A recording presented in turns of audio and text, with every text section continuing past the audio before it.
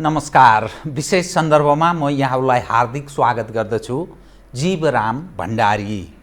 आज यहाँहरू सामुन्ने उपस्थित हुनुहुन्छ प्राध्यापक नरेशमान वज्राचार्य। उहाँ संस्कृतिविद हुनुहुन्छ, पूर्व उपकुलपति, लुम्बिनी बौद्ध विश्वविद्यालयका पूर्व उपकुलपति तथा उहाँको संस्था पनि छ नेपाल परम्परागत बौद्ध धर्म सङ्घ भन्ने संस्था पनि छ। त्रिभुवन विश्वविद्यालयमा उहाँ प्राध्यापन पनि गर्नुहुन्छ। भिजिटिङ प्रोफेसरको रूपमा विदेशमा विभिन्न देशहरूमा विभिन्न विश्वविद्यालयहरूमा उहाँले प्राध्यापन पनि गर्नुभएको अनुभव पनि छ। आज म उहाँसँग कोरोनाको जुन सङ्कट विश्वव्यापी रूपमा महामारीको रूप धारण गरेको छ, यस्तो अवस्थामा कसरी जोगाउने हाम्रो धर्म, संस्कृति र परम्परा भन्ने एउटा पेचिलो प्रश्न खडा भएको छ।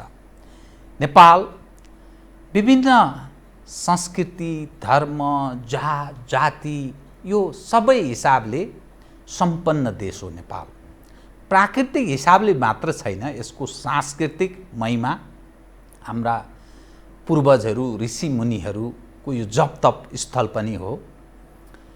यत्रो ठुलो इतिहास बोकेको, यत्रो परम्परा बोकेको, सांस्कृतिक महत्त्व बोकेको देश यतिखेर अप्ठ्यारो अवस्थामा यसकारण प्रवेश गरेको छ, कोरोना भाइरसका कारण अप्ठ्यारो अवस्थामा प्रवेश गरेको छ। जात्रा, चाड, पर्वहरू अलि यस स्वाभाविक ढङ्गले हामी मनाउन नसक्ने अवस्थामा पुगेका छौँ। सरकार पनि त्यही ढङ्गको छ, जो हाम्रो संस्कृति, परम्परा, मूल्य, मान्यता र आदर्शलाई बचाउनु पर्छ भन्नेमा जोड दिने यो खालको राज्य सत्ता पनि छैन। पछिल्लो घटना हेर्दा विभिन्न घटनाहरू यो नेपालको राजनीतिक परिवर्तन पश्चात देखा पर्छ। चाहे विभिन्न जात्राहरू, चाडपर्वहरूलाई महत्त्व दिने सवालमा सरकारले प्राथमिकतामा नराखेको या महत्त्वहीन ढङ्गले गुठी विधेयकदेखि लिएर कयौँ यस्ता विधेयकहरूका सवाल उपर पनि जनहरू, आम नागरिक उठेर सरकारलाई ठेगान लाउने काम भएको इतिहास साँची छ। पछिल्लो समयमा रातो मच्छिन्द्रनाथको जात्राको सन्दर्भमा ललितपुरमा एउटा ठुलो अप्रिय अवस्था सिर्जना भयो। प्रहरी कुटिए, त्यहाँ नागरिकहरूले एउटा विद्रोहको जस्तो रूप धारण गर्यो। नागरिकहरूको बुझाइमा हाम्रो संस्कृतिमाथि अतिक्रमण गर्ने, सरकारले हामीलाई गर्न नदिने, हाम्रो चाडपर्वहरू, विभिन्न सांस्कृतिक पक्षलाई हामीले बचाउन पनि नपाउने भन्ने जनको यो खालको धारणा रह्यो। सरकार र कतिपय एउटा व्यावहारिक पक्ष हेर्दाखेरि कोरोना भाइरसले जुन अप्ठ्यारो स्थिति सिर्जना भएको छ, त्यसकारण यो गरिनु हुँदैन भन्ने स्वाभाविक मान्यता पनि हो। आज म प्राध्यापक नरेशमान वज्राचार्यसँग यावत विषय उठान गर्नेछु। सर्वप्रथम म उहाँलाई स्वागत गर्छु। स्वागत छ यहाँलाई। धन्यवाद। नमस्कार। अब म विषयमै प्रवेश गरेँ। हुन्छ। हजुर। रातो मच्छिन्द्रनाथको जात्रा, हजुर, रथ तान्ने, जात्रा प्रदर्शन गर्ने सवाल उपर हजुर अप्ठ्यारो स्थिति सिर्जना भयो ललितपुरमा। हो। लगनखेलको यो घटनाले झस्काएको यस कारण छ कि एकातर्फ सरकार हाम्रा चाडपर्व, संस्कृतिहरूलाई त्यति महत्त्व दिँदैन, गौण बनाउने प्रयत्नमा लागि परेको सरकार छ। अर्कातर्फ जनताले संस्कृति हाम्रो बचाउनु पर्छ भन्ने एउटा पक्ष त छँदैछ, तर स्वास्थ्य एउटा अहम विषय हो। किनभने मानव जातिको अस्तित्वसँग जोडिएको कोरोना भाइरस, जसले मानव जातिलाई नै चुनौती दिइरहेको छ। अब यस्तो अवस्थामा हामी धनी छौँ, संस्कृति, परम्परा, मूल्य, मान्यता है कसरी बचाउने, यो विषय बडा पेचिलो जस्तो देखा पर्छ। कहिले कोरोना भाइरस अन्त्य होला, कहिले यसको चाहिँ त्यो टुङ्गो छैन। यस्तो अवस्थामा के गरेर बचाउने? कृपया मैले यहीँबाट सुरु गरेँ, अरू क्रमशः म उठान गर्छु। हजुर। अब यो अहिलेको अवस्था निकै नै डरलाग्दो अवस्था नै हो। यो यसले समस्या उब्जाएको छ, समस्या बढ्दै गएर अब सङ्कटको अवस्थामा नै पुगेको छ। थाहा छैन कतिखेर यो अब शोकमा परिणत हुन जान्छ होला, त्यस्तो नहोस् भन्ने हामी चाहन्छौँ। तर अहिलेसम्मको सबै कुरालाई दृष्टिगत गर्दाखेरि असाध्यै सङ्कट कालमा छौँ र यस्तो हुँदाहुँदै पनि हाम्रो दैनिक जीवन त यापन गर्नै पर्दछ, अगाडि बढ्नै पर्छ र बढाउनु पर्दछ। जीवनलाई त रोक्न सक्दैनौँ। निश्चय। त्यसकारण जीवनलाई जसरी हामी रोक्न सक्दैनौँ भनेदेखि त्यो जीवनलाई सुचारू ढङ्गबाट सञ्चालन गर्नको लागि हामीले होसियारपूर्वक, सतर्कतापूर्वक हामीले अगाडि चाहिँ बढ्नुपर्छ। यसै क्रममा नै होला सायद सरकारले अब यो लकडाउनको अवधारणा ल्याए अनि त्यस्तै अरू पनि त्यो सुरक्षाका उपायहरू, सतर्कताका उपायहरू ल्याए, जुन कुरा प्रशंसनीय छ, सराहनीय छ। मानवको जीवनसँग सम्बन्धित विषय भयो नि। हो, किनभने अब यो सामान्य चाहिँ खालको मान्छे बिरामी हुने 3-4 महिनामा निको हुने खालको त होइन। यो त लाइफ एन्ड डेथको सवाल छ, जन्म र मरणसँग सवाल छ। त्यसकारण जनताको शरीर, ज्यान, प्राणलाई मध्यनजर राखेर सरकारले जति कुरा अगाडि बढाएको छ त्यो कुरा सराहनीय छ र मात्रै नेपालमा होइन विश्वमा पनि अन्त पनि यही विधानलाई नै अपनाएको छ। यो एकातिर राम्रो कुरा पक्ष भयो। अब अर्को कुरा हामीले ख्याल गर्नुपर्ने कुरा, जीवनलाई गति दिनु पर्दछ। जीवनलाई रोक्न सकिँदैन, रोक्नु पनि हुँदैन। उदाहरणको रूपमा अब खोलामा पानी बग्नलाई हामीले रोक्यो भनेदेखि यो दायाँ बायाँ गएर दायाँ बायाँ खेत चाहिँ बिगार्छ उसले। भनौँ अर्को चाहिँ नि ढल, नराम्रो दुर्गन्धित ढललाई पनि हामीले रोक्न खोजेको खण्डमा त्यसले पनि विकराल नराम्रै अवस्था सृजना गर्छ, अर्कोतिरबाट बगाएर लान्छ। त्यो भने जस्तै हाम्रो जीवनलाई पनि हामीले गति दिन सकेन भने त्यहाँ दुर्गन्ध आउँछ, त्यहाँ समस्याहरू आउँछ, जीवनमै समस्या आउँछ। त्यस्तै अब जीवनसँगै सम्बन्धित कुरा भनेको मान्छेले दैनिक रूपमा खाने, दैनिक रूपमा चाहिँ नुहाउनु पर्ने, दैनिक रूपमा चाहिँ मलमूत्रहरू त्याग्नु पर्ने देखि लिएर दैनिक रूपमा चाहिँ आर्जन गर्नुपर्ने, दैनिक रूपमा खर्च गर्नुपर्नेदेखि लिएर दैनिक रूपमा गर्नुपर्ने सामाजिक क्रियाकलापहरूदेखि लिएर दैनिक रूपमा गर्नुपर्ने अध्ययन अध्यापनका कुराहरूदेखि लिएर अघि दैनिक रूपमा गर्ने त्यस्तै क्रममा एउटा आउँछ धर्म संस्कृति पनि आउँछ, जुन कुरा ओकेजनल हुँदैन। त्यो धर्म संस्कृति पनि जीवनसँगै आबद्ध छ। अघि त्यो जीवनसँगै धारासँग त्यसको अगाडि जानु पर्दछ, गतिशीलता हुनुपर्दछ। त्यो गतिशीलतामा पनि त्यहाँ पनि अवरोध आयो भने जीवनमा चाहिँ सङ्कट आउँछ। तसर्थ अब यी कुरालाई ध्यानमा राखेर नेपालमा भएका जुन एकातिर त हाम्रो नेपालको पहिचान हो त्यो धर्म संस्कृति, चाड पर्व यी इत्यादि कुराहरू हाम्रो संस्कृति, हाम्रो पहिचान पनि छ भनेदेखि अर्को हाम्रो जीवनसँग जोडिएको छ के त्यो जीवनसँग जोडिएको हुनाले चाहिँ नि त्यसलाई पनि कसरी निरन्तरता दिने भन्ने कुरामा हामीले सोच्नै पर्दछ। अब यहाँ दुई विषयलाई अलिक स्पष्ट गर्नु, किनभने यहाँ विज्ञ भएको हुनाले मैले बोल्ने भन्दा नि तपाईँले यसको अलिक स्पष्ट पारिदिनु ठिक हुन्छ। हजुर, एकातर्फ मानिसको आस्था छ, आस्था जोडिएको छ। रातो मच्छिन्द्रनाथको जात्रा अर्थात् मच्छिन्द्रनाथको जात्रा होइन, रातो सेतो जे जस्तो जात्रा, त्यो हाम्रो सांस्कृतिक पक्ष हो, परम्परा हो, मूल्य हो, मान्यता हो। पूर्वजहरूले प्रारम्भ गरेको त्यसको निरन्तरता नयाँ पुस्ता दिन चाहन्छ। हजुर, त्यसका प्रक्रियाहरू छन्। हजुर, थोरै मान्छे बसेर सामाजिक दूरी कायम गरेर गर्ने या त्यसलाई कम्प्लिट निषेध गर्दा अब मान्छेको आस्था फेरि भड्केर समाप्त भएर जाने हो, बिस्तारै बिर्सेर जान्छ। कोरोना भाइरस कहिलेसम्म चल्छ, कहिले यसको चाहिँ खोप प्रारम्भ होला पत्तो छैन, भ्याक्सिन कहिले आउने थाहा छैन। त के गर्ने त यस्तोमा, कसरी बचाउने? सांस्कृतिक पक्ष कसरी बचाउने? अर्को फेरि महत्त्वपूर्ण पक्ष छ मानव जीवन। हजुर, यहाँले भन्नु लाइफ एन्ड डेथको विषय छ, त्यसलाई कसरी बचाउने, यो कसरी जोगाएर जान सकिएला? चुनौती त छँदैछ, तर अर्को पनि म के विश्वास गर्छु भने where is problem there is solution. जहाँ समस्या छ त्यहाँ समाधान पनि छ। अरूले भन्थे where is will there is way, जहाँ चाहिँ इच्छा छ त्यहाँ बाटो पनि छ। मात्रै होइन, where is problem there is solution भन्ने कुरा यो सिद्धान्त मैले बौद्ध धर्म दर्शनबाट सिकेको, भगवान् बुद्धले दिनुभएको दर्शन हो यो है। अनि त्यो अनुसार हामीले हेरेको खण्डमा यहाँ समस्या छ, त्यो समस्याको समाधान पनि नभएको चाहिँ होइन है। एउटा समाधान त अन्ततोगतमा भ्याक्सिन, मेडिसिन या मेडिकल साइन्सको कुरा छ, र त्यो नआउन्जेल पनि त सेनिटाइजरबाट युज गर्ने, सामाजिक दूरी कायम गर्ने अर्को विकल्प त हो त नि, त्यो हो प्रिभेन्सन त हो नि। त्यस्तै अब यो जात्रापात्रा यी सांस्कृतिक कुरालाई पनि अगाडि बढाउनलाई हामीले त्यो बाटो चाहिँ खोज्नुपर्छ। त्यो बाटो नभएको त होइन भन्छु म, त्यो बाटो त छ त्यो है।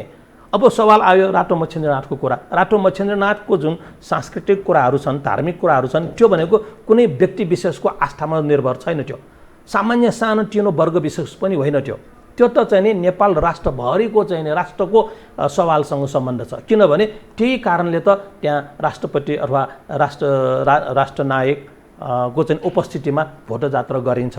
जसरी कि अब कुमारी जात्रामा पनि राष्ट्रनायक आदि पटा हाम्रा चाहिँ देशका जुन तह टक्कमा बसेर राज्य सञ्चालन गर्दै थिए उहाँहरूको पनि उपस्थिति हुनुपर्दछ। यस्तो खालको चाहिँ नि यो सम्पदा हो, यो परम्परा हो। त्यसकारण यो कुनै व्यक्ति विशेष वर्ग विशेषको ठाउँ विशेषको सानो चाहिँ नि आस्थाको कुराहरू होइनन्, यो राष्ट्रकै कुरा हो। यो यसैले नै फेरि राष्ट्रको पहिचान छ, राष्ट्रको विशेषता देखाइराखेको छ। त्यसकारण यो त यसलाई त प्राथमिकता दिएर यो अब कसरी समाधान गरौँ त?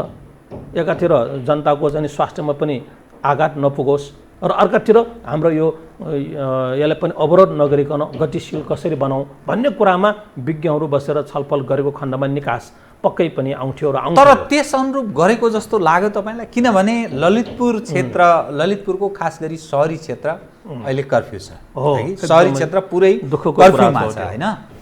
अब हिजो त्यो अप्रिय अवस्था सिर्जना भयो त यसको उचित समाधान कसरी व्यवस्थापन गर्न सकिन्छ भनेर पहिले सोचेको भए सायद त्यो स्थिति हुँदैन पनि थियो होला। कतिपय मानिस पक्राउ गरेर लगेर जाकेर अब उनीहरूलाई कारबाहीतर्फ उन्मुख गराउने, अब फेरि त्यहाँ कतिपय त्यहाँका जाति जनजातिहरू मुरमुरिएर बसेको स्थिति होला। भोलि फेरि त्यो जनमा पनि त्यो रिभेन्जको बदलाको भावना पैदा हुन्छ नै, निश्चय नै, किनभने अप्रिय स्थिति पैदा हुन सक्छ। कर्फ्यू मात्रै लगाएर सुल्झने कि किनभने फेरि भोटो जात्राको कुरा छ, अरू पनि जात्राहरू छन्, सरकार छ कम्युनिस्टको जो सांस्कृतिक पक्ष यसको मूल्य मान्यता महत्त्वलाई गौण ठान्छ, यो चिज कुनै बेतुको हो भन्ने सिद्धान्तबाट गाइडेड पक्ष नेपालको राजपाटमा छ। यो कसरी म्यानेज गर्नेलाई बताइदिनुहोस् त। मैले भनिसकेँ जहाँ समस्या छ त्यहाँ समाधान पनि पक्कै छ र अब मैले व्यक्तिगत रूपमा सरसल्लाह मैले यस विषयमा कसैलाई दिनु पर्दाखेरि म यो भन्छु कि सबभन्दा पहिले त हामीले अतिवादी छोड्नै पर्छ। एउटा जात्रापात्रा मनाउने वर्ग विशेषले पनि हामीले जस्तो पहिला गरी आएको हो त्यही ढङ्गले नै गर्नुपर्दछ भन्ने खालको अतिवादी छोड्नुपर्छ। त्यो फिजिकल डिस्टेन्स कायम गर्नै पर्छ किनभने स्वास्थ्यसँग सम्बन्धित एक। त्यसकारण सरकारले दिएको मापदण्डलाई अनुसरण गरेर यो अगाडि बढाउने पक्षमा यो जान सकिन्छ। अर्को सरकारले पनि अतिवादी हुनु भएन कि हामी यो मात्रै कोरोनाको नाउँ दिएर सब थोक निषेध भनेर चाहिँ नि गर्नु भएन, त्यहाँ पनि अतिवादी लागू हुनु भएन। अब यसको समाधान भनेको यो हो कि मापदण्डलाई मानेर त्यसलाई अनुसरण गरेर नै यो जात्रालाई अगाडि बढाउने। उदाहरणको रूपमा त्यो एउटा रथ टान्नलाई त 100 जना मान्छे भए पुग्छ होला, ल 200 जना नै मान्छे राखौँ। 200 जना मान्छेले चाहिँ नि 6 फिटको दूरीमा बसेर डोरी त लम्ब्याउन सकिन्छ होला, दायाँ बायाँ चाहिँ नि मान्छे बस्न पाउँदैन भनेर त्यहाँ एक प्रकारको निषेध गर्न सकिन्छ। पर्यो भने कर्फ्यू नै लगाउन सकिन्छ।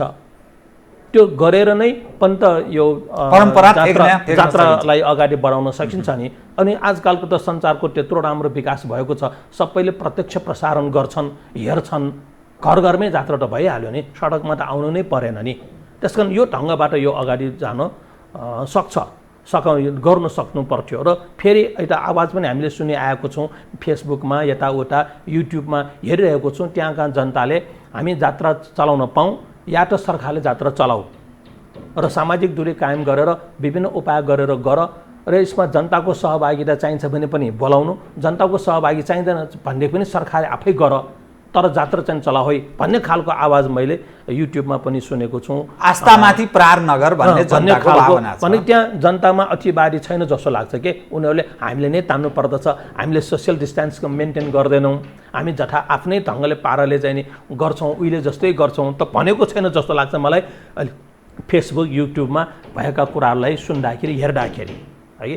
त्यस्तै अब सरकारले पनि सायद गर्नु सक्नु पर्थ्यो कि पुलिसहरू नै मात्रै बसेर अथवा अर्धसैनिकहरू बसेर अथवा पूर्ण सैनिक बसेर सुरक्षाका साथ त्यो एउटा रथलाई तान्नलाई त उहाँलाई जनताले ताने धेरै समय लाग्ला, तर प्रशिक्षित उहाँहरू जनशक्तिले तान्दाखेरि त सजिलैसँग त्यस्तो पहिला भएको पनि घटना छ। यो सेतो मच्छिन्द्रनाथ चाहिँ नि यहाँ रानी पोखरीबाट तानेर लान्थ्यो, ठाउँ ठाउँमा त्यसको विश्राम हुन्थ्यो अनि त्यहाँ टोलका मान्छेहरूले डोरी लिगाउने चलन थियो कि पहिला पहिले भनेको धेरै पुरानो होइन, मेरै जिन्दगीको कुरा, तपाईँको जिन्दगीको कुरा। डोरी तानेर लुकाइदिने ताकि त्यो मन्दिर त्यो रथ आफ्नो टोलमा 4-5 दिन त्यहाँ रहोस्, त्यस्तो उता नजाओस्, त्यो खाले एउटा त्यो बेलामा चाहिँ के पनि पाएको छु भने सरकारले त्यो भएन भनेर सरकार आफैले अर्को डोरी ल्याएर पुलिसहरू बसेर तानेको, पहरा समेत दिएर सेक्युरिटी दिएर पुलिसले तानेर ठाउँमा पुगेर अनि टोप हानेर ल भयो भनेको त्यस्तो चाहिँ धेरै नेपालमा यो घटनाहरू छन् के। त्यो पनि एउटा विकल्प हो। त्यस्तै अब यहाँ पनि मच्छिन्द्रनाथको रथलाई अब नेपाल सरकारको त्यत्रो चाहिँ हाम्रो चाहिँ जनशक्ति छ नि, पुलिस अब सैनिक अर्धसैनिकदेखि लिएर पुलिसहरू छन्, उहाँहरूकोलाई सुम्पिएर गरेको व्यक्ति त हुन सक्थ्यो, सकिन्छ भने 2-4 जना जनताको पनि पार्टिसिपेसन होस्, सहभागी होस्। त्यहाँ जनताहरू पनि त त्यहाँ विभिन्न खलपुचहरू छन्, अनि विभिन्न जातजातिदेखि लिएर खलपुच त छन् नि, अनि उहाँहरूलाई त्यो समावेश प्रतिनिधिमूलक समावेश गर्न सकिन्थ्यो होला। त्यसो गर्दाखेरि पनि त एउटा राम्रोसँगै जान सक्थ्यो। ल मैले देखेको कुरा त यही हो, यसरी गर्नुपर्छ। र आज मच्छिन्द्रनाथको कुरा मात्रै होइन, भविष्यमा अरू पनि जात्रा आउँछन्, यी कुराहरूलाई मध्यनजर राखेर यसरी गएको खण्डमा यो चाहिँ नि सफल नै हुन्छ भन्छु म। यही मेरो आग्रह छ र अनुरोध छ। सिङ्गो संस्कृति मन्त्रालय छ, यो संस्कृति मन्त्रालयले यसतर्फ ख्याल गर्नुपर्छ। बडा यहाँले एउटा विज्ञको हिसाबले पनि एउटा सल्लाह दिनुभयो, जनताको भावनासँग जोडिएको पक्ष पनि छ। अब यसैमा नि म अलिकति हजुर यो रातो मच्छिन्द्रनाथ, सेतो मच्छिन्द्रनाथ, रातो मच्छिन्द्रनाथ ललितपुरमा, सेतो मच्छिन्द्रनाथ काठमाडौँमा, यो पौराणिक किम्बदन्ती लोकोक्ति मत्स्य इन्द्र, माछा र इन्द्र भनेको स्वर्गको राजा, स्वर्गको राजा, यो के यसको के अर्थ हो यो बताइदिनुहोस् त। यो मत्स्येन्द्रनाथ शब्द यो गोरखनाथपन्थी त्यो बाटोबाट आएको शब्द हो।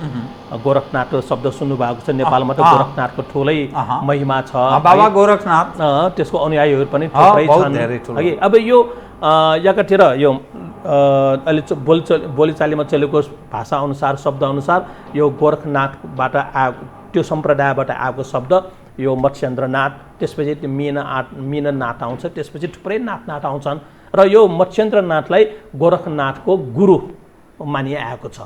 र गोरखनाथको गुरुको हिसाबले मत्स्येन्द्रनाथ हो भनेदेखि अरू बौद्ध सम्प्रदाय छन् त्यो जसको अहिले जति पनि मत्स्येन्द्रनाथमा पूजाआजा गर्ने, रेखदेख गर्ने, जात्रा चलाउने सबै बौद्धहरू हुन्।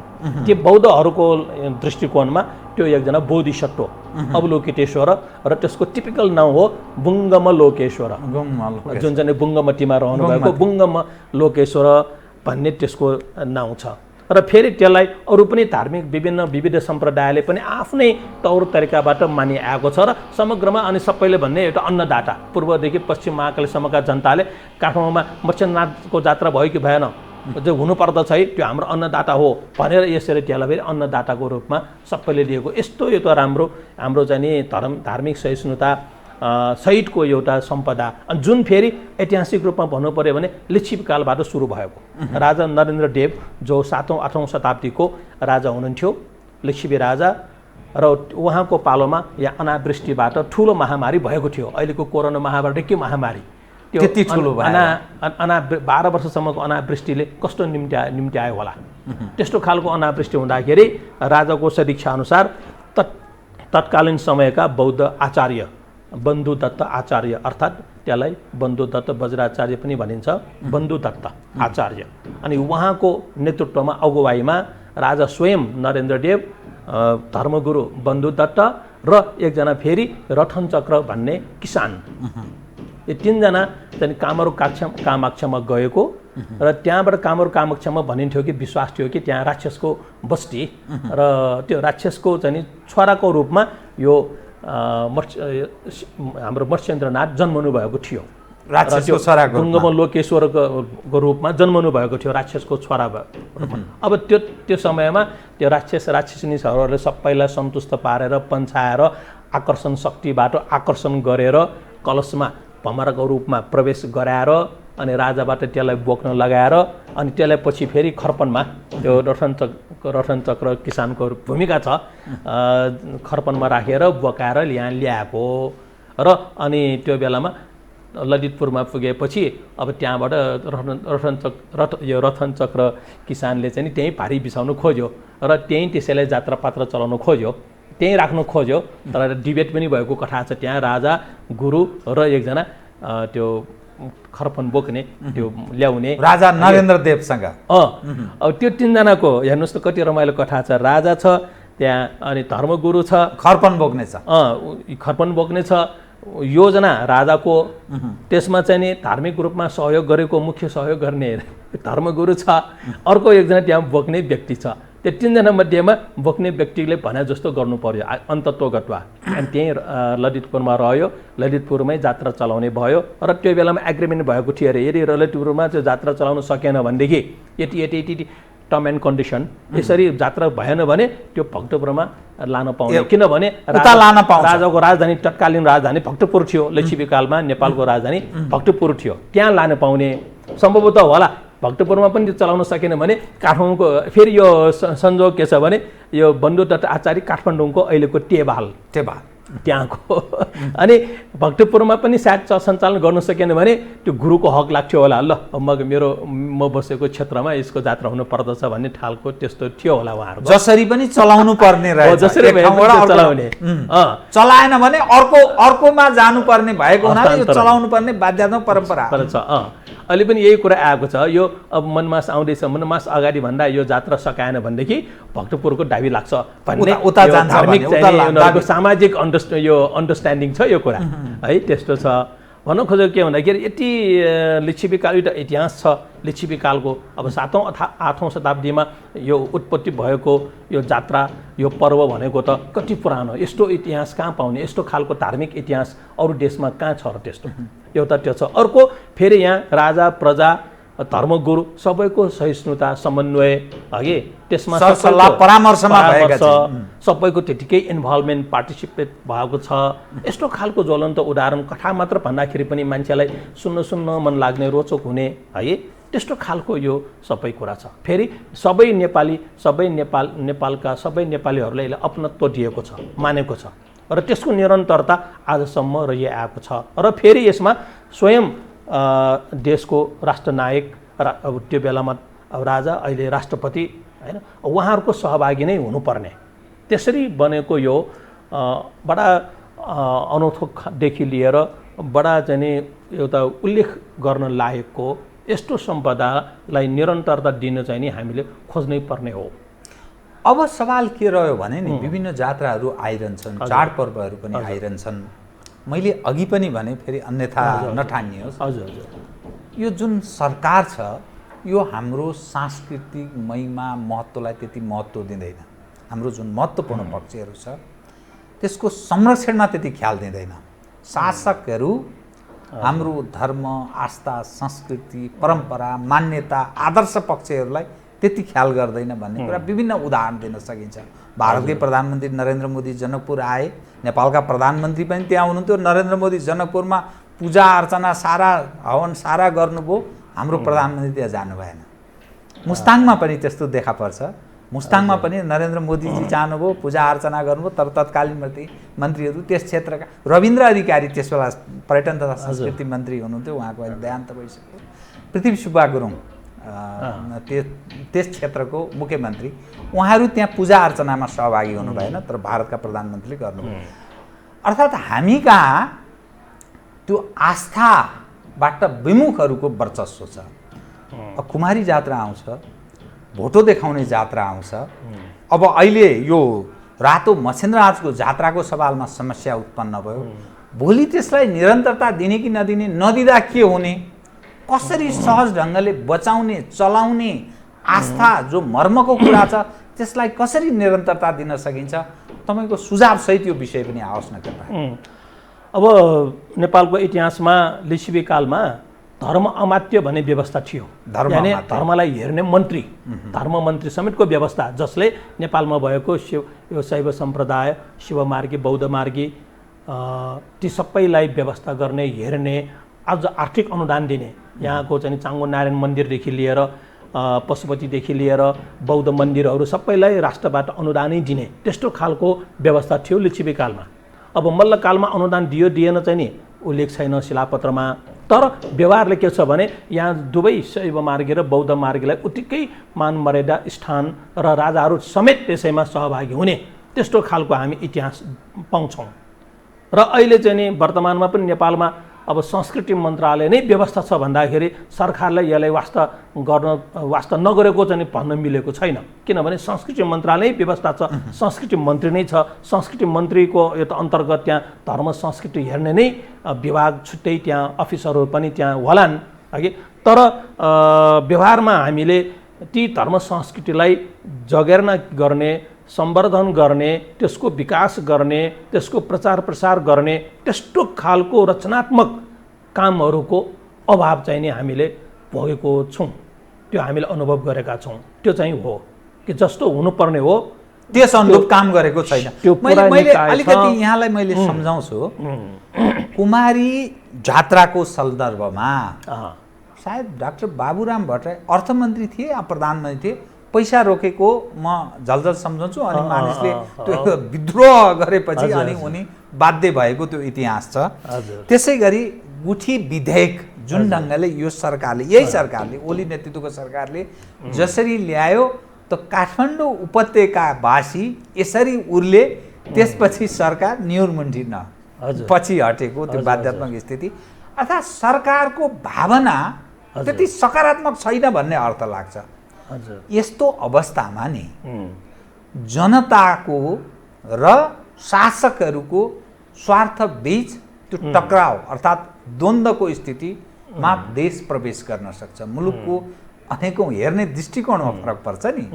राजनीति गर्ने वामपन्थीहरू अथवा अरू खाले मानिस जुन दृष्टिकोण राख्छन्, सामान्य मानिस र उनीहरू बीच फरक पर्न सक्छ। त्यस्तो टक्रावको, त्यस्तो द्वन्द्वको, तनावको स्थितिबाट रोक्नका लागि चाहिँ के गर्ने? निरन्तरता पनि दिनु पर्यो सांस्कृतिक पक्षलाई, हाम्रो परम्परा मूल्य मान्यतालाई, अनि यो तनावको स्थिति सिर्जना हुन सक्छ है भन्ने उदाहरण चाहिँ यही रातो मच्छिन्द्रनाथ जात्राको सन्दर्भमा देखा परेको छ। के उपाय छ अब?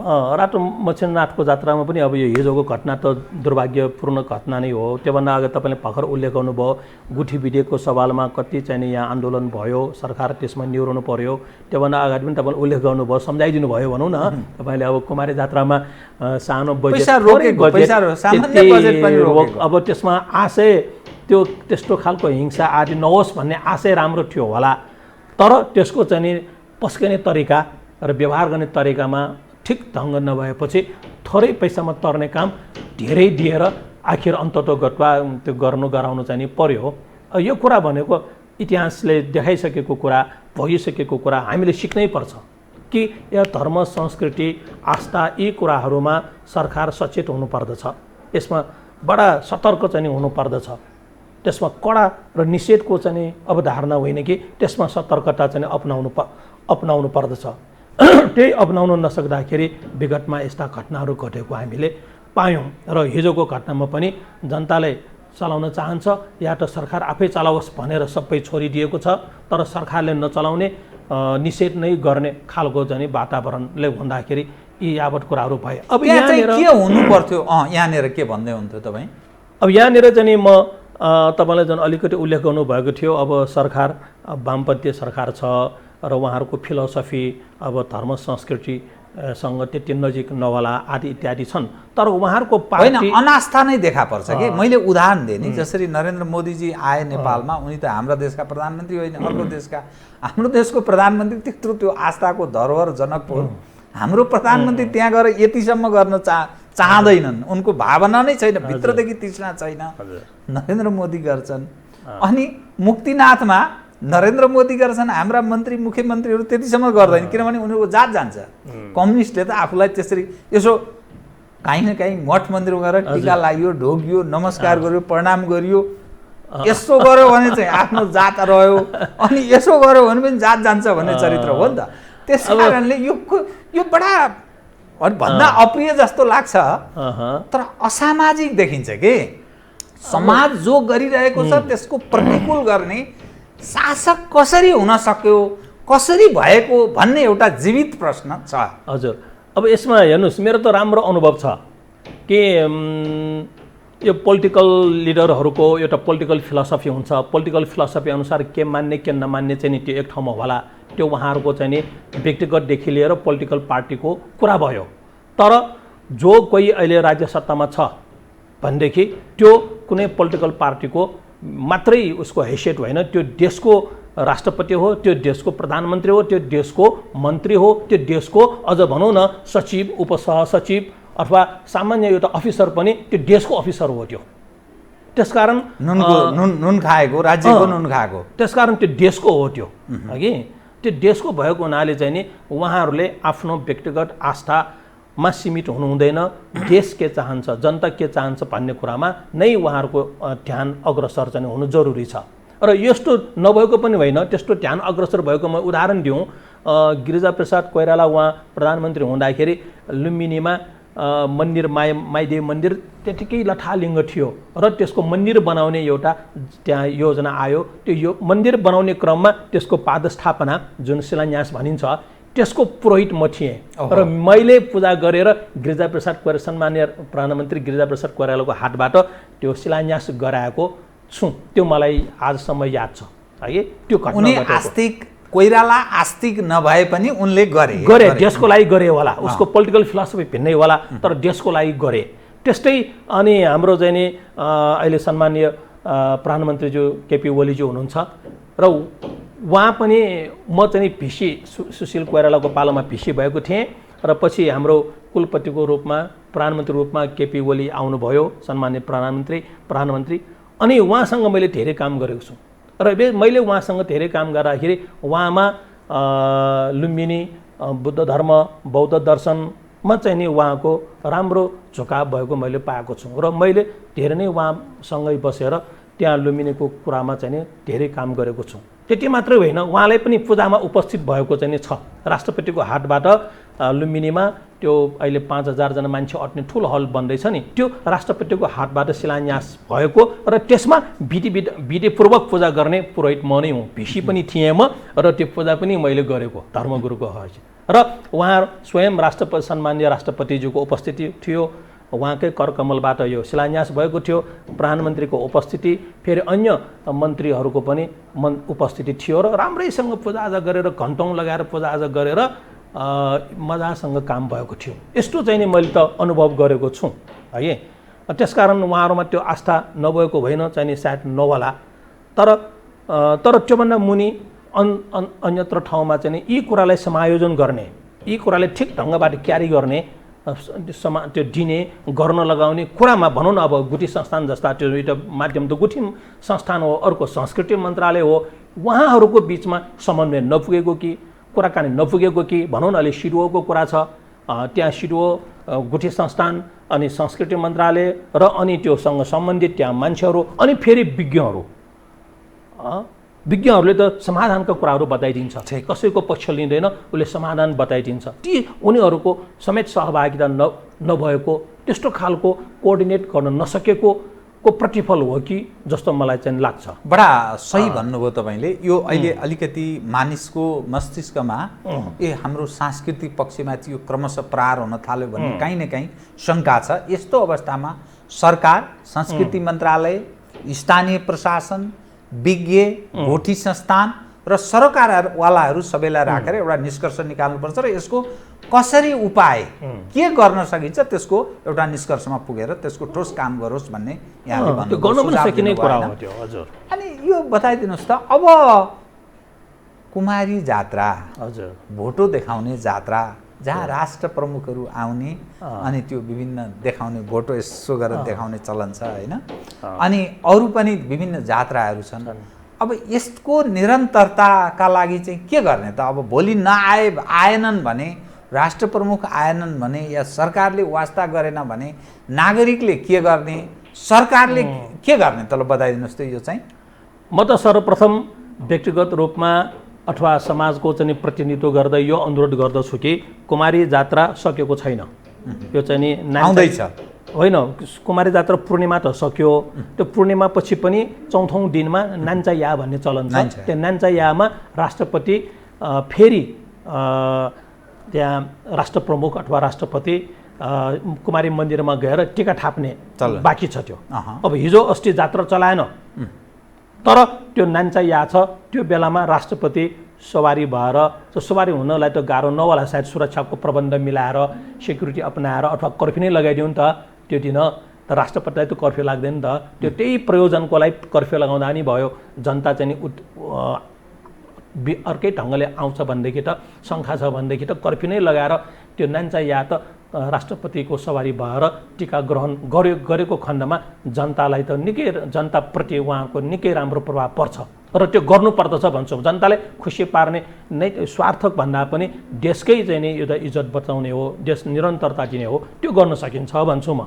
त्यस्तै अब यो रातो मच्छिन्द्रनाथको जात्रामा पनि आज जे भयो, हिजो जे भयो भयो, तर आज त हामी सुध्रिन सक्छौँ, सुधार गर्न सक्छौँ र आज भोलि पर्सि निपर्सि गर्नुपर्ने कुराहरू त्यहाँ सहज ढङ्गबाट सुरक्षाका साथ सकेदेखि जनताको सहभागिता होइन भनेदेखि देशकै शक्तिलाई प्रयोग गरेर त्यसलाई अगाडि बढाउन सकिन्छ र भोट जात्रा पनि गर्न सकिन्छ। सीमित व्यक्ति बसेर, राष्ट्र सामाजिक दूरी कायम गरेर भोट जात्रा गर्न सकिन्छ।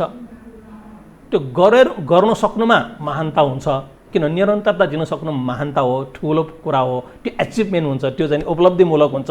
गर्न नसक्नु मात्र फेलर हो।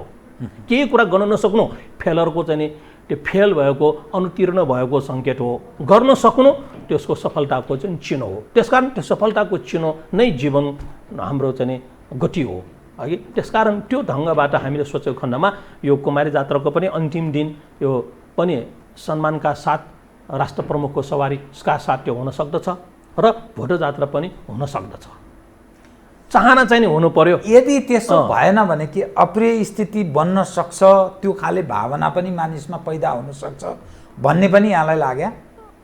त्यो त स्वतः नै हुन्छ नि। जब जनता खुसी हुँदैनन्, कोसँग खुसी नभएको, त्यो कुमारीसँग त होइन, मच्छिन्द्रनाथसँग त होइन नि, जनता खुसी नभएको त दर्शिन्छ त्यो सरकारसँग होला। त्यहाँ सिडुवासँग अरू व्यक्तिको नाउँ लिँदाखेरि सिडुवासँग खुसी नभएको, गुठी संस्थानसँग खुसी नभएको, त्यो त देखाउने कुरा मात्रै हो। समग्रमा त त्यसको मूलत निर्णायक भनेको सरकारै हो, राज्य संयन्त्र राज्यमै जान्छन् त।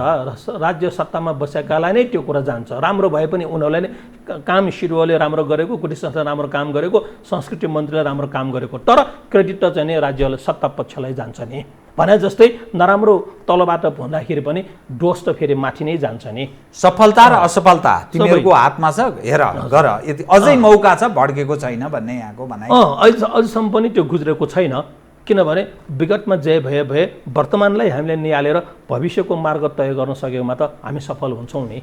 यहाँ एउटा विज्ञ भएको हुनाले अब यो विषय पनि अलिक स्पष्ट गरिदिनुहोस्, किनभने मानिसको जिज्ञासा। हजुर, रातो मच्छिन्द्रनाथको जात्रा अनि सेतो मच्छिन्द्रनाथको जात्रा, यो के भनेको? किन रातो, किन सेतो? अब एउटा त अघि मैले भने त्यो मच्छिन्द्रनाथ त्यो यो गोरखनाथको सम्प्रदायबाट आएको नाउँ भयो। त्यसको मूल नाउँ बुङ्गमलोकेश्वर, अवलोकितेश्वर यस्तो भए। त्यस्तै अब यता काठमाडौँको जुन सेतो मच्छिन्द्रनाथ भन्ने छ, त्यो चाहिँ नि बर त्यहाँ गोरखनाथसँग त्यति जोडेको मलाई त्यति थाहा छैन। तर पनि अब नेपालमा नाथ शब्द असाध्यै लोकप्रिय भयो र त्यो अगाडि बढेको छ है। अनि त्यस्तै त्यो नाथ शब्द अरूमा पनि प्रयोग हुन्छ, जस्तै आदिनाथ भनेर चोभारको मन्दिर छ, यता सृष्टिकान्ता लोकेश्वर भनेर यता बनेपाको नालाको छ, त्यस्तै दोलखामा पनि त्यस्तो छ नाथ, त्यो अवलोकितेश्वरको मन्दिर छ। र नेपालमा हामीले खोज्यौँ भने धेरै ठाउँमा छ नि यो चाहिँ कुरा छ। तीमध्ये यो चारवटा प्रमुख रूपमा मानिआएको छ। यो रातो मच्छिन्द्रनाथ, सेतो मच्छिन्द्रनाथ, चोभारको करुणामय र नालाको करुणामय, त्यसलाई चार करुणामय भन्ने चाहिँ चलन छ।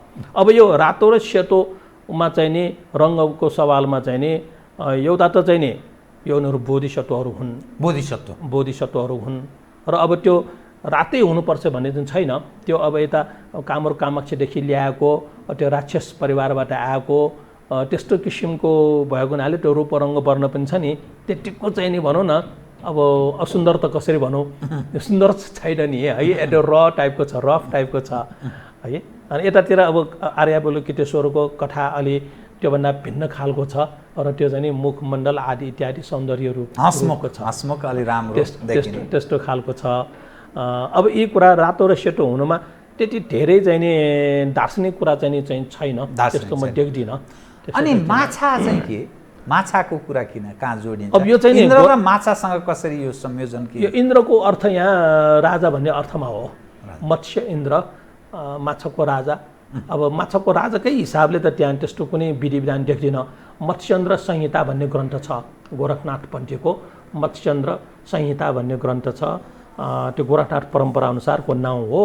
अब त्यसमा चाहिँ नि अब अलि त्यो संहिता नै हेर्नुपर्छ किन त्यसमा इन्द्र र मत्स्य शब्द चाहिँ नि आएको।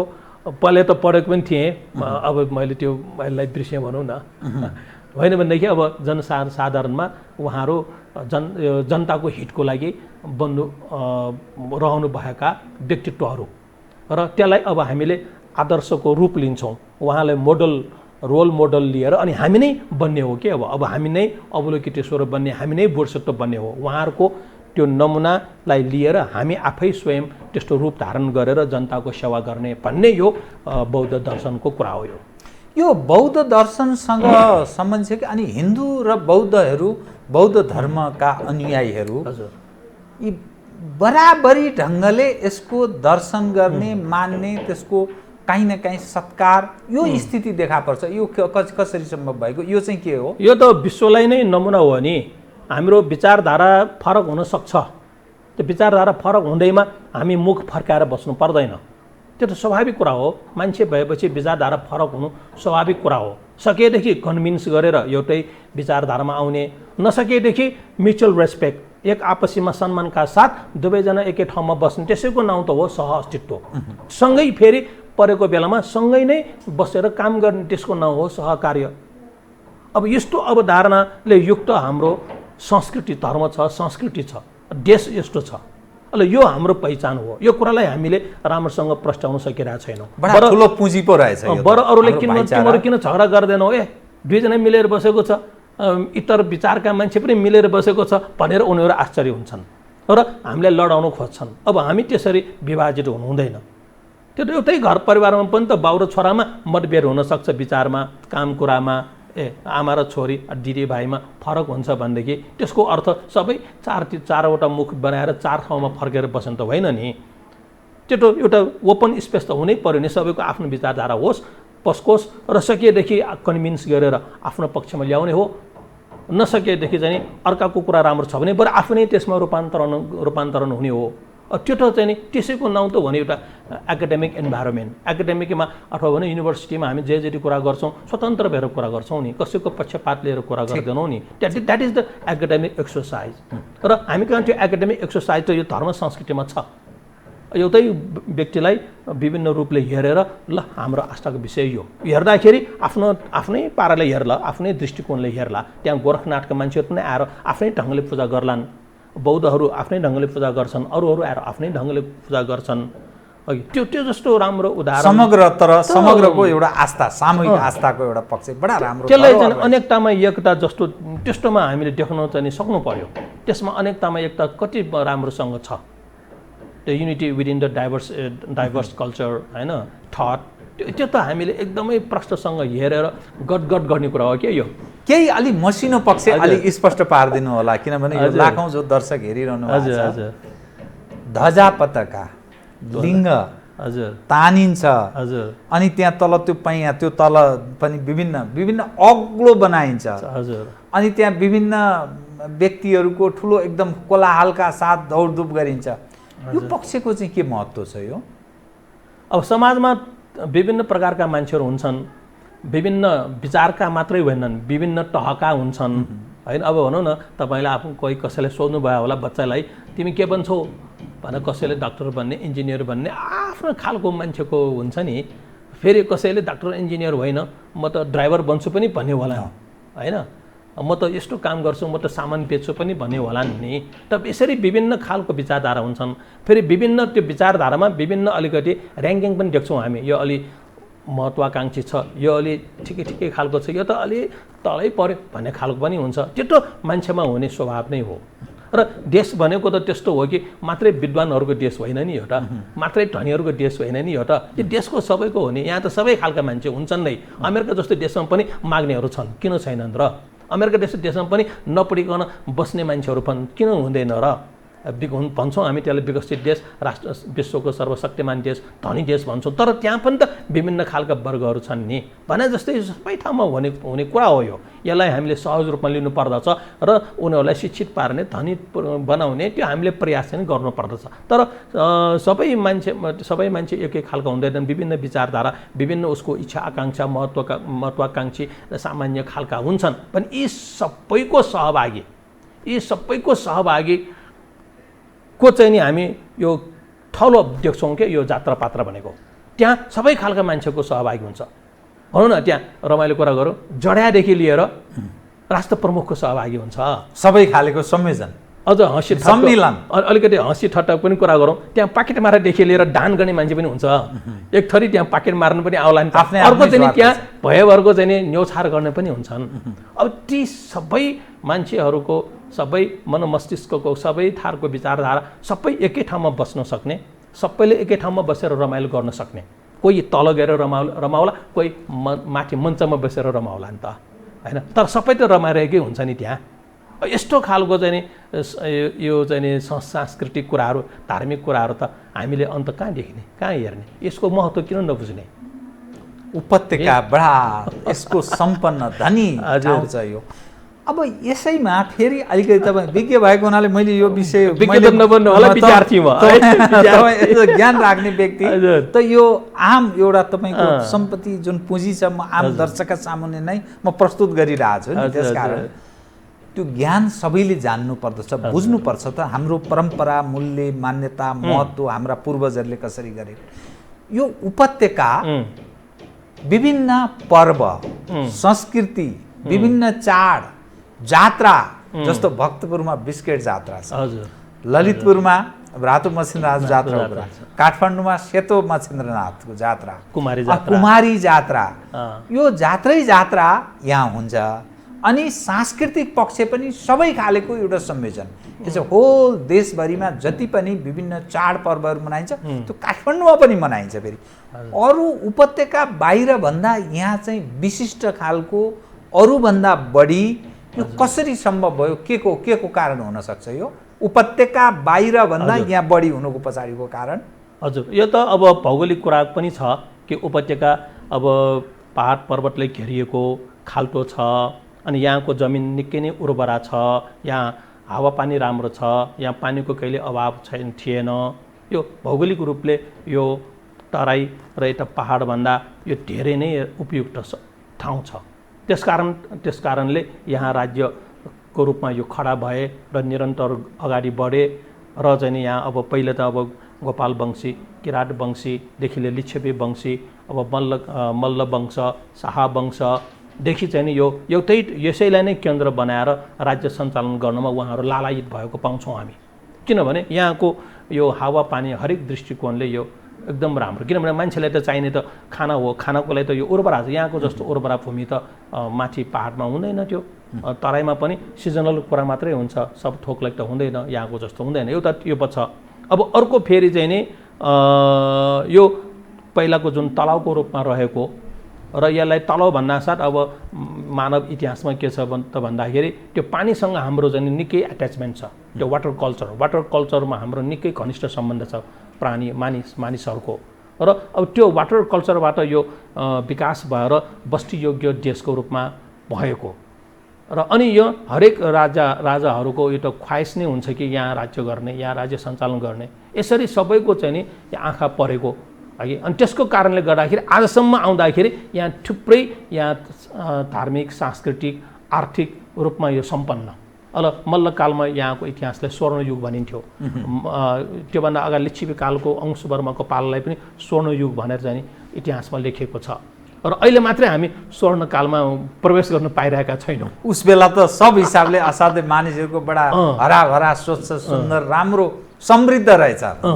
अब टोलमा अब सुनको गजुर, सुनको चाहिँ नि छाना भएको मन्दिर है, त्यो चाँदीको त कुरै नगरौँ, चाँदीको छाना, चाँदीको यो मठ मन्दिर त कति अब सुनको त्योसँग पनि अझ त्यो नहराउने, लोभ लालच नहुने, त्यो छुनु हुँदैन, राख्नु मात्र पर्छ भन्ने भावना त्यस्तो खालको। तर मल्लकालमा एकचोटि चोरहरू ल्याएर चोरी पनि गरायो यहाँ। पछि त अब शाहकालमा त झनै मूर्ति चोरको कुरा प्रथा अगाडि बढ्यो, त्यो चाहिँ दुर्भाग्यको कुरा। तर यति सम्पन्न यो नेपाल उपत्यका हो यो, जसलाई अर्को शब्दमा नेपाल मण्डल भनेर भनिन्छ है।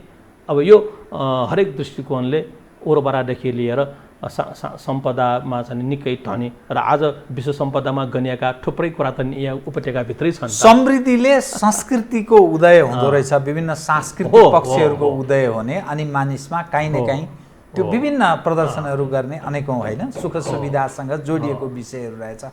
अब म ठिक अन्त्यमा आएँ कार्यक्रमको। जुन अवस्थामा हामी प्रवेश गरेका छौँ, मूल्य, मान्यता, आदर्श, परम्परा, हाम्रा सांस्कृतिक पक्षहरू कमजोर हुँदै गएका छन्, आस्थामाथि प्रहार हुँदै गएको छ, मानिसहरूमा के हुन लाग्यो, हाम्रो परम्परा, मूल्य, मान्यताहरू किन यसरी समाप्त हुन थाले भन्ने भावना पनि छ। त्यसलाई समाप्त पार्ने पक्ष पनि निरन्तर लागि परेको छ। एज एउटा संस्कृतिविदको रूपमा तपाईँ के सुझाव दिनुहुन्छ? अब राष्ट्रले गौरव गर्नुपर्दछ। नेपालमा भएको जति पनि धार्मिक सांस्कृतिक विविध सम्पदाहरू छन् त्यसमा राष्ट्रले गौरव गर्नुपर्दछ।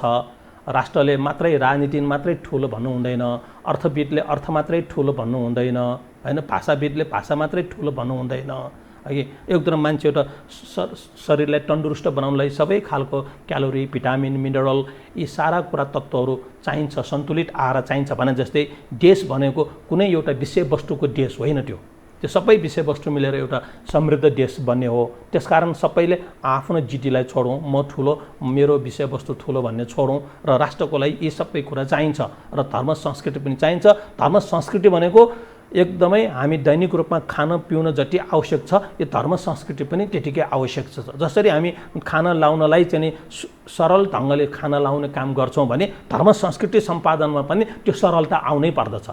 त्यसमा निषेधको अवधारणा ल्याएर हरेक कुरामा निषेध मात्र ल्याएको खण्डमा त्यसले बाढी चाहिँ खोलो दायाँ बायाँ गएर अप्रिय सृजना अवस्था हुन्छ। यो कुरालाई हामीले यो ल अफ नेचर, प्रकृतिको नियम, मानवको नियम, मानवीय व्यवहारको कुरा, यी कुरालाई हामीले हृदयङ्गम गर्नै पर्छ र त्यसलाई इग्नोर गरेर हामी सफल भइँदैनौँ। हस्, बहुत धन्यवाद छ यहाँलाई कार्यक्रममा आइदिनु, बहुत धन्यवाद। तपाईँले पनि अब मनको कुरा राख्न एउटा मौका दिनुभयो अघि। अब यो हो कनेक्सन, यो हो कनेक्सन। सबैले हेरिराख्नु भएको छ, हेर्नुहुने दर्शकवृन्दहरूलाई पनि, सुनिरहनुहुने सबै श्रोताहरूलाई मेरो धेरै धेरै धन्यवाद। र यो हो कनेक्सनको यो व्यापकता चाहिँ होस्, फलोस् फुलोस् भन्ने समेत मेरो कामना छ। बहुत धन्यवाद छ। आदरणीय दर्शकवृन्द, उहाँ हुनुहुन्थ्यो प्राध्यापक नरेशमान वज्राचार्य, संस्कृतिविद, पूर्व उपकुलपति लुम्बिनी बौद्ध विश्वविद्यालय। समसामयिक खास गरी सांस्कृतिक पक्षसँग, संस्कृतिसँग जोडेर गरिएको कुराकानी। म सहित मेरो सम्पूर्ण युनिटलाई कार्यक्रमबाट बिदा दिनुहोस्, तर यो हो टेलिभिजन हेर्दै रहनुहोला। नमस्कार।